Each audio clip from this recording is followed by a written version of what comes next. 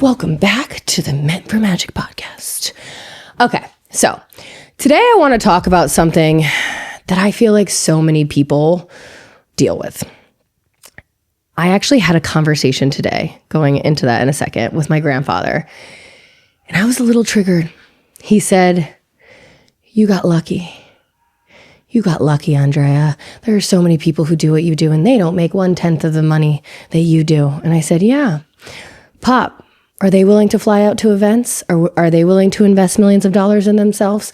Are they willing to go into debt for their dream? Are they willing to stay the course every single fucking day, even though everyone around them is literally telling them they're never going to make it? Are they willing to have a really good sales day and maybe 3 weeks of fucking nothing?"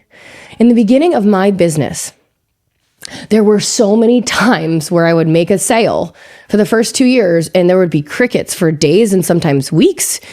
And every part of my body was like, oh my God, is this a fluke? Can I do this?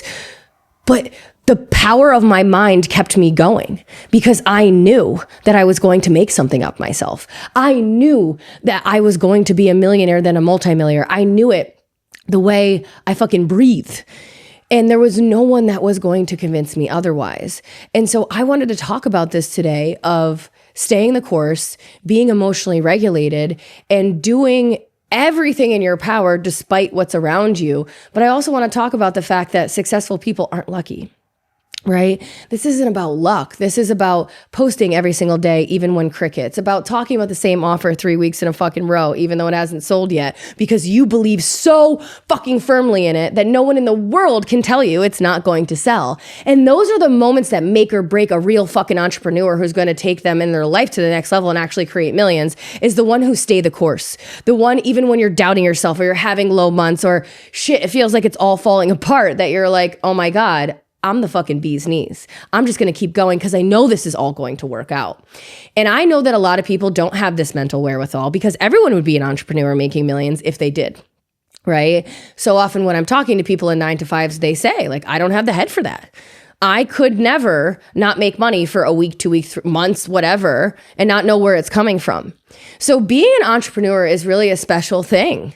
Every single day we have to put ourselves out there. Every single day, networking, asking for the sale, talking to people, doing all of these things that could or could not work, right? And going back, I remember the first time I ever launched my first ever mastermind.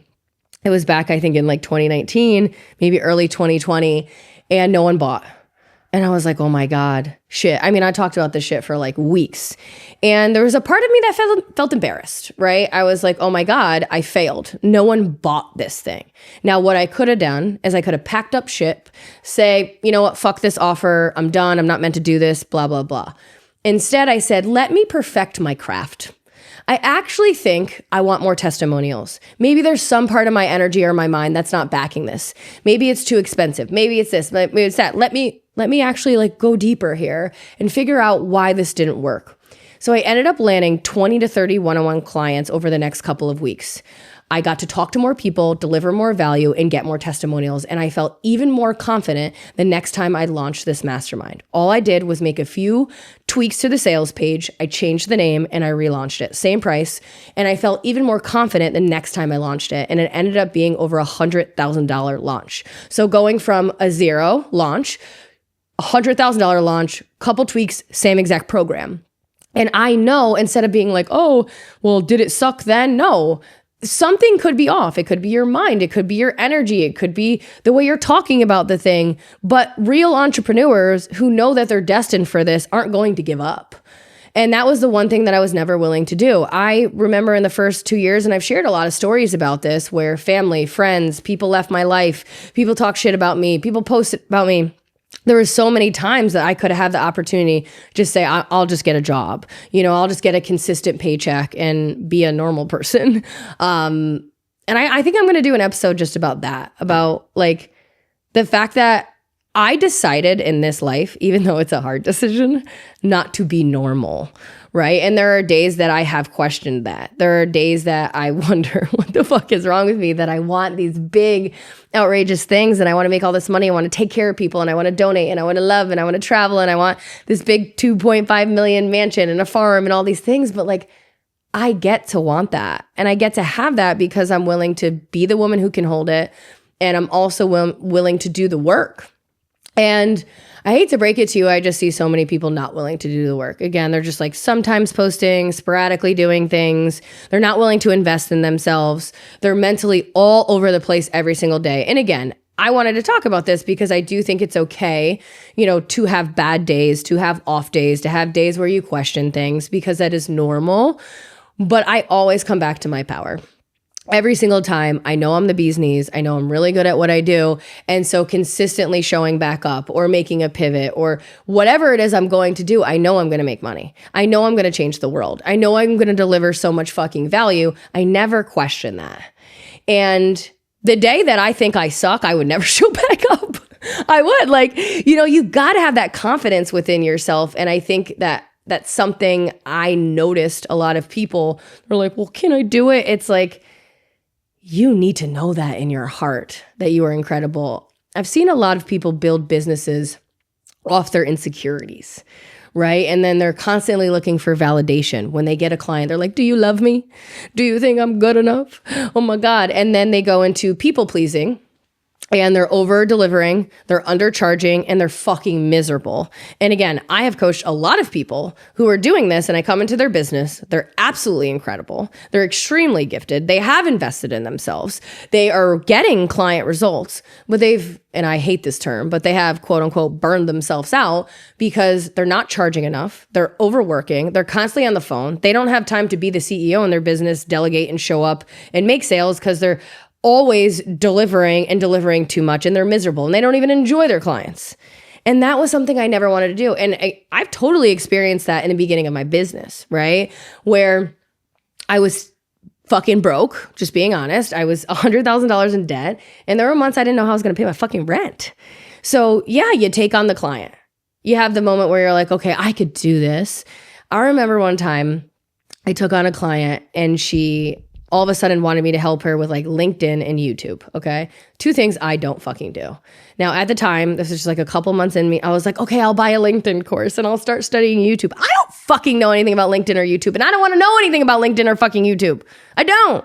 I could give people advice on YouTube because I'm good at videos, but I never logged into LinkedIn in my life. I don't have a LinkedIn. How the fuck could I coach someone on LinkedIn? I can't.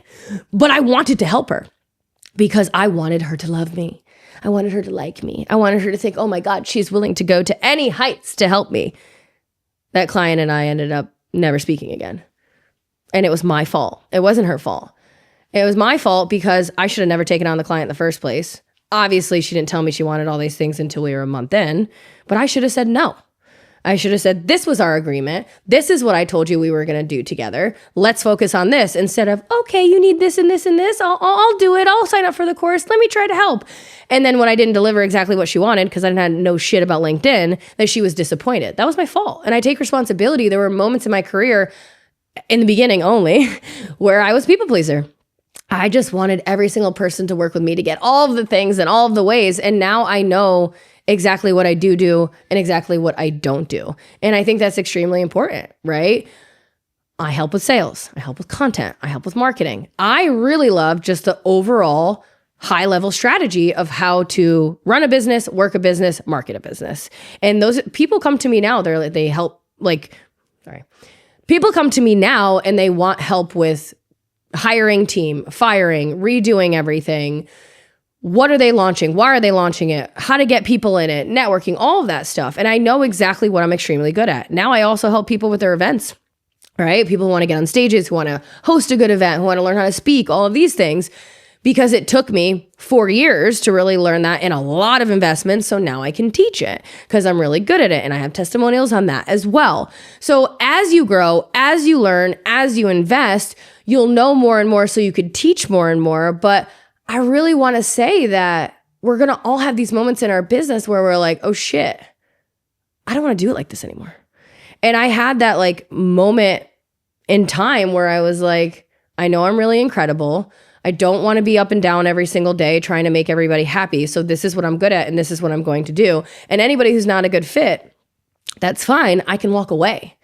I don't need that. I could say no. I say no more than I say yes now. People will send me a DM. Can you help me with this? And I'm just like, That's not a business I want to work with. And honestly, there's sometimes where I just don't vibe with a person. I don't vibe with what they're doing, who they are, their character, whatever it may be. You get to say no. But going back to what I said in the beginning of this episode, I think it's really important to know that no, you're not fucking lucky, that you work hard for this, but it is normal to have the moments where everybody around you thinks you're fucking nuts.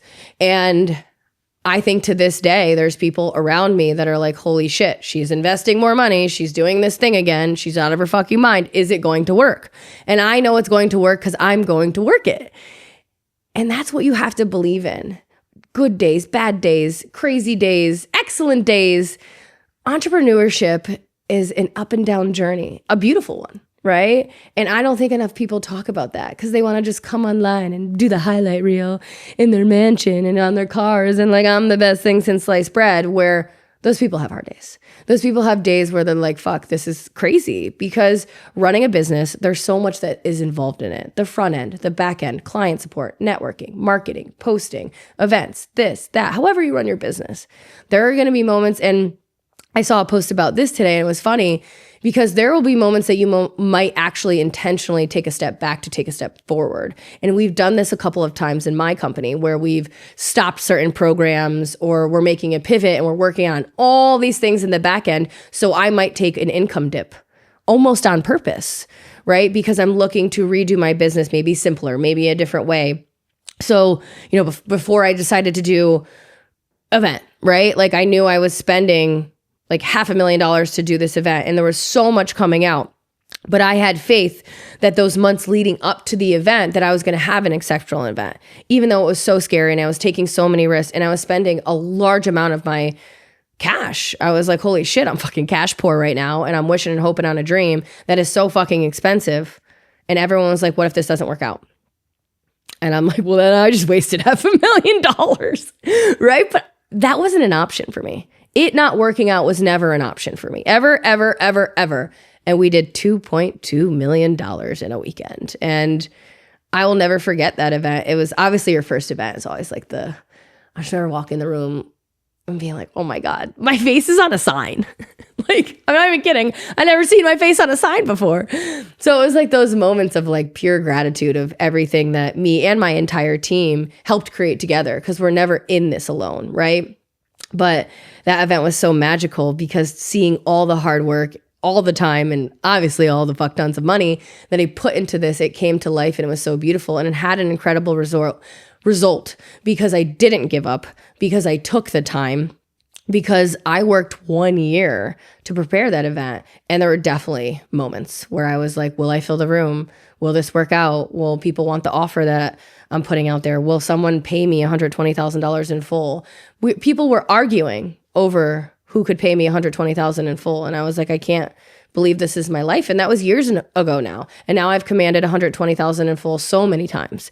But I go back to a couple years ago thinking to myself, who would pay me that? But the funny thing is I invested in that a year prior and I paid someone in full $120,000. So I felt really good getting paid that. And everyone who's paid me that, honestly, several of them, most of them have done it again. So that also shows that I'm really incredible at what I do. And they're really incredible people that they want to keep going and that they'll invest at that level again. And I just want you to know that in those fucking moments where you're like, who's going to pay me? Is this crazy? Is these investments? You can make it work, but you can't be making it work. I had a conversation, I was actually with my grandfather again this morning, about people who leave 9 to 5s and then they start entrepreneurship and they work 2 hours a day.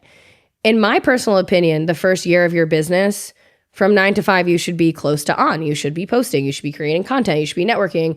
Why would you trade a job in to barely work and wonder why you're not getting any results? You're not getting any results because you have piss poor work ethic.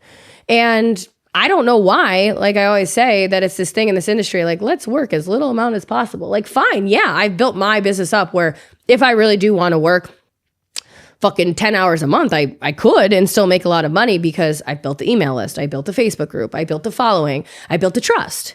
But I'm built different than most. And I will have months where like I chill out and I'm like, okay, let's have some fun, let's go on vacation. But I like what I do. And a part of entrepreneurship and the ups and downs and all of this is being fucking obsessed with what you do. And I'm okay that I'm relentlessly obsessed with what I do, that I love serving women, that I love seeing women make money, that I love being excited watching people get results working with me. And so I'm not sorry that I'm posting. I'm not sorry that I'm going to events all the time. I'm not sorry that I'm on my phone creating content, doing all of these things so more people can fucking see me, because I love this shit. And if you don't love this shit and you're not willing to work for this shit, then I don't know why you're bothering in the first place. Goodbye, Meant for Magic.